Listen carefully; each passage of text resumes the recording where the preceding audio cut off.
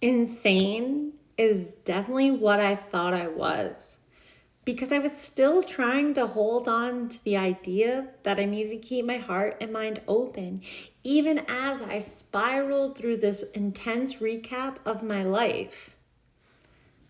I became suddenly consumed by the buzzing hum of two-stroke engines and the laughter of our family tearing around a go-kart track, racing round after round as if it were the Grand Prix. The headlights from the track cast long shadows, flickering over the small amusement park around us. In the distance, something else caught my eye. Bungee jumping. A towering platform stretched into the dusky sky, silhouetted against the fading sunset.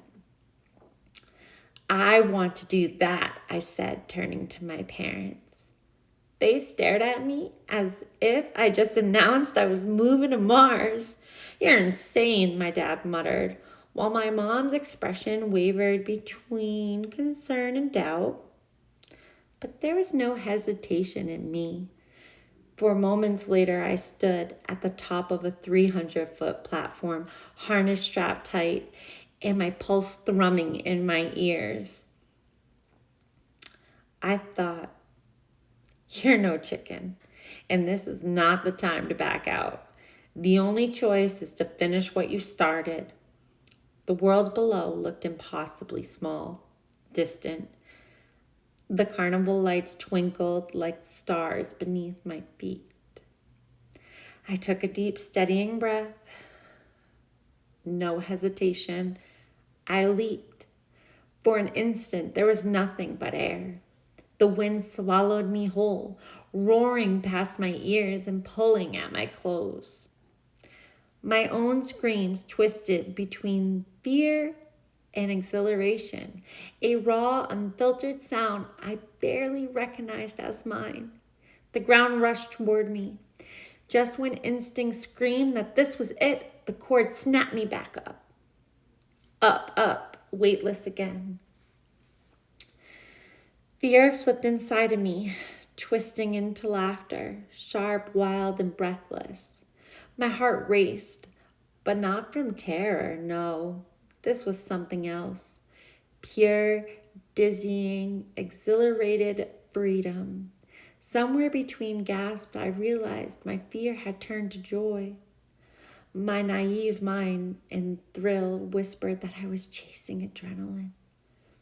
I barely had time to question it before the cord jerked me, yanking me down again.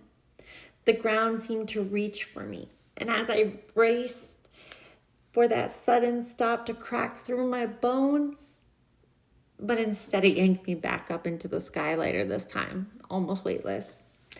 Again and again, back and forth, the pulse of fear and freedom dancing through me like an unsteady rhythm, faster and faster. Life moves in patterns. Some we recognize, others we only see in hindsight. Like the cord yanking me back and forth, like the tide pulling in and out, like the seasons shifting without asking for permission. The same faces, the same lessons, return in different forms until we finally understand what they've been trying to teach us. Fear isn't always a warning. Sometimes it's an invitation to understand the energetic imprint it leaves on our lives. And sometimes the only way to learn is by leaping into fear and trusting the unknown. Some patterns bring comfort, like the morning sun spilling through the same window, the familiar rhythm of a favorite song, or the way the loved one always seems to call at just the right moment. Others feel like loops we can't escape. They're old wounds disguised as new problems, the same mistakes dressed in different circumstances. A lingering sense of deja vu etches into our bones. At first, it feels like we're stuck, running in circles. But maybe patterns aren't cages.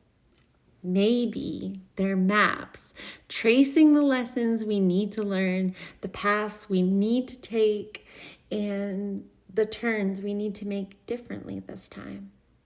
If we pay attention, we start to see it. The thread running through everything, weaving chaos into meaning, turning repetition into rhythm. A rhythm that, even when it feels like we're standing still, is always guiding us forward. Karmic patterns of the universe are undeniable, especially when viewed through the lens of behavioral patterns. These are cycles of energy that begin when something painful happens. Our subconscious wraps that moment in an energetic imprint, and we start to carry it with us. Others can feel it, even if they don't realize it. They respond to it.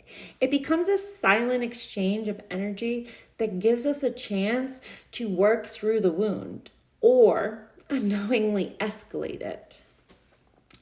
Whether it's rejection, abandonment, humiliation, betrayal, or injustice, these wounds echo. We often get stuck in a loop of worry, constantly seeking outside advice or opinions, putting others before ourselves. The fatigue hits hard because the body keeps score of this energetic pattern, even when we try to detach from it entirely. Maybe life is asking you to learn how to stand up for yourself.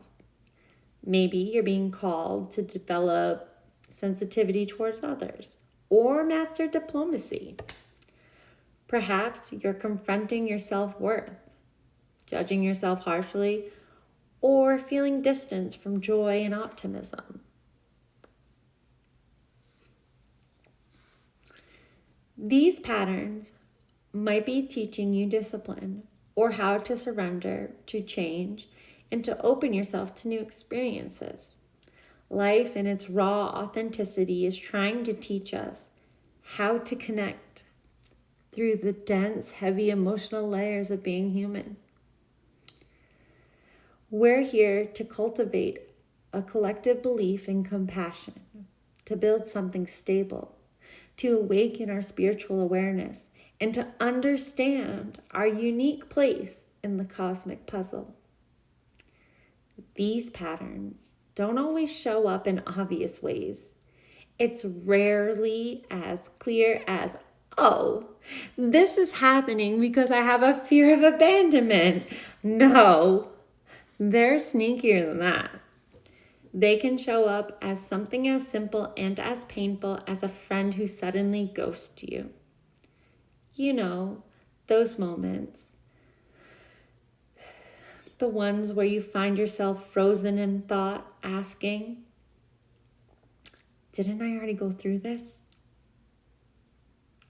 It's like life keeps hitting repeat with the same patterns, coming back over and over, pushing you toward growth you didn't even know you needed. I felt this most deeply during my teenage years.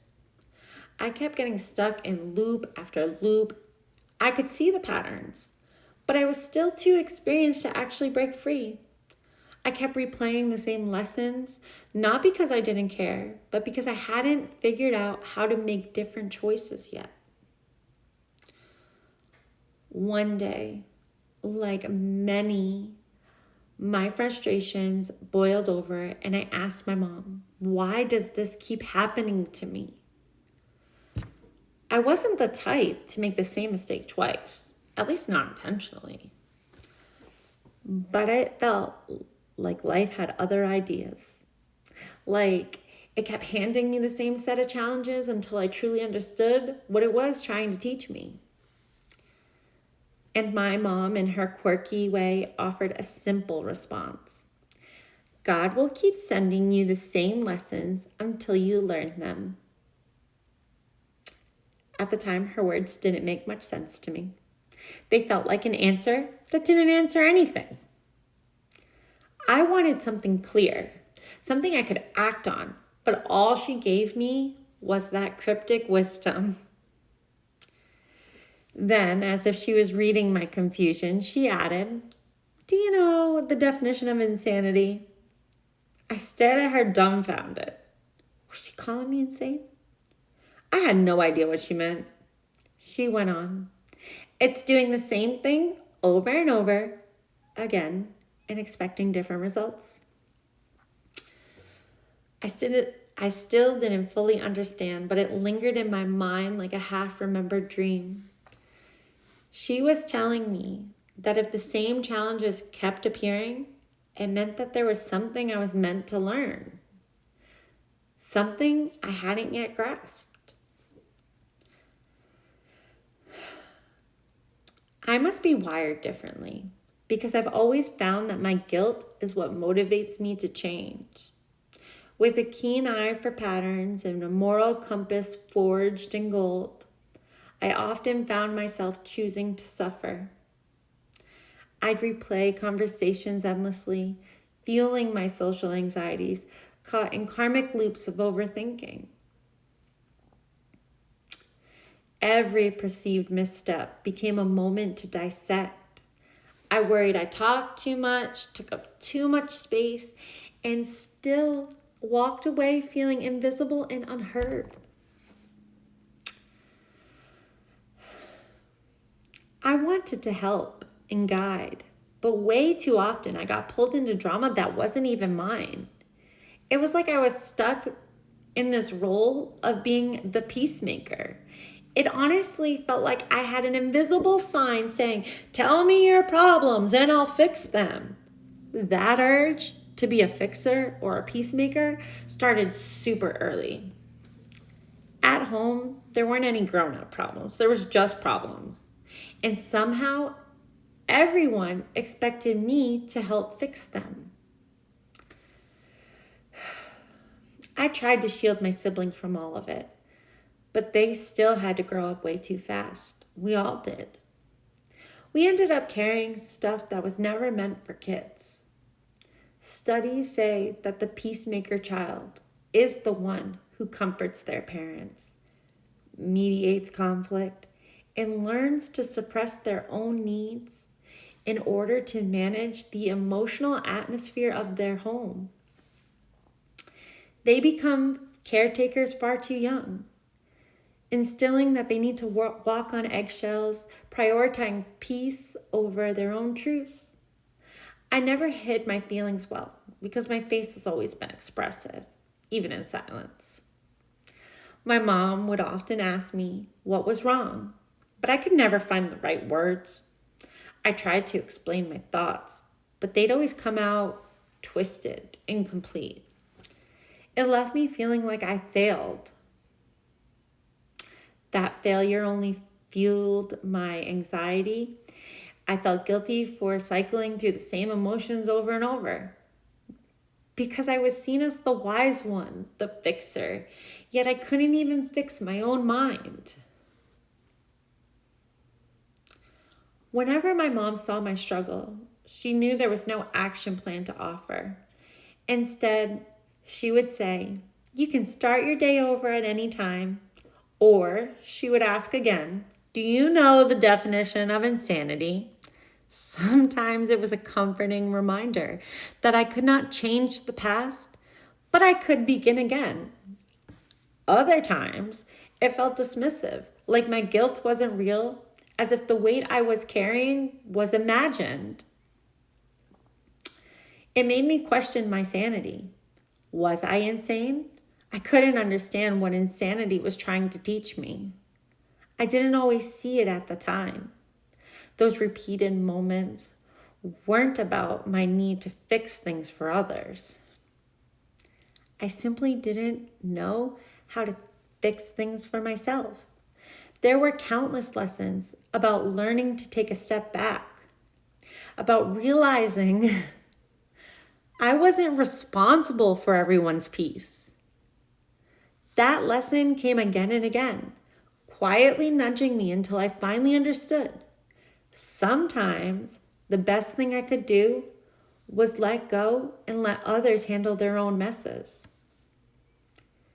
It wasn't about doing the same thing and hoping for a different outcome. It was about changing my approach entirely, knowing that one day I would master every pattern. I now knew that the only kind of insane I wanted to be was the kind of insane that chases adrenaline, just like I did that night bungee jumping. The wild, breathless joy was the only type of pattern I wanted to belong to. The same way I felt when I was being flung through the air, turning fear into pure, alchemized, untamed joy.